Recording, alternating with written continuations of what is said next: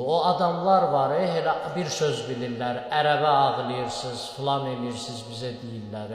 Hardadılar? Gecənin bu vaxtı hansı klubdadılar? Qız gəlin bizim namusumuz idi Xocalıda.